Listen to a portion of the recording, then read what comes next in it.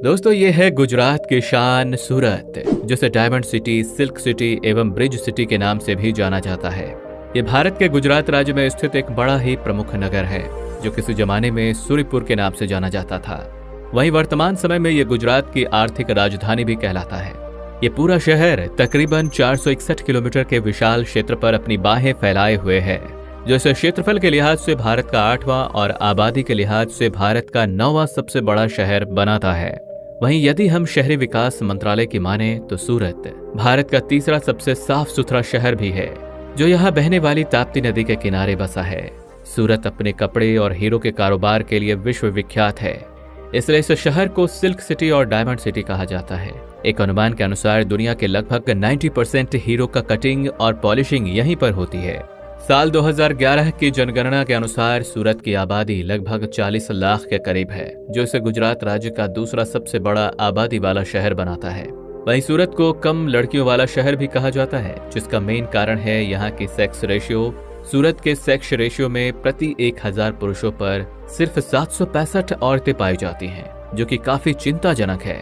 हालांकि यहाँ की कुल आबादी में से लगभग 89% लोग पढ़े लिखे हैं, जो राष्ट्रीय साक्षरता दर में बहुत ही अच्छा है।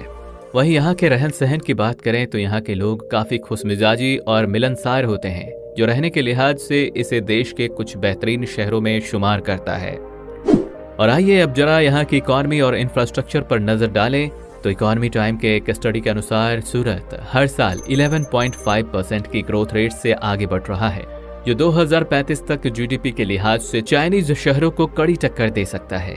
इस शहर में कई ऐसे मेगा प्रोजेक्ट्स पर भी काम काफी तेजी से चल रहा है, जो आने वाले समय में सूरत शहर को पूरी तरह से बदल कर रख देंगी। इसके अलावा यहाँ के बढ़ते टूरिज्म सेक्टर पर भी खासा ध्यान दिया जाता है, क्योंकि औद्योगिक शहर होने के चलते सूरत शहर की बड़ी आबादी प्रवासी है, जो देश के अन्य राज्यों से यहाँ रोजगार की तलाश में आते हैं, अथवा यहाँ प्रवासियों की संख्या का असर यहाँ के बोलचाल पर भी दिखता है। सूरत शहर में सबसे ज्यादा गुजराती, हिंदी, मराठी और उर्दू भाषा बोली जाती है।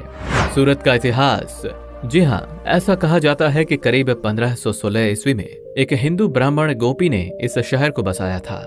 उस वक्त तक इस शहर को सूर्यपुर के नाम से जाना जाता था, जिस पर आगे चलकर प्रतिहार साम्राज्य, मुगल साम्राज्य तथा अंग्रेजों ने राज्य किया। तत्कालीन वर्ष के ठीक 2 वर्ष पूर्व में पुर्तगाली यात्री दुआर्ते बारबोसा ने सूरत को एक महत्वपूर्ण बंदरगाह के रूप में चिन्हित किया था, जहाँ के समुद्री मार्ग से देश के बाहरी हिस्सों में व्यापार किया जाता था। वही वर्तमान काल में आवागमन की दृष्टि से देखें तो ये शहर ट्रांसपोर्टेशन के चारों पहलुओं से जुड़ा हुआ है, जिसमें सड़क, हवाई, सीपोर्ट और रेल कनेक्टिविटी शामिल है। यहाँ के प्रमुख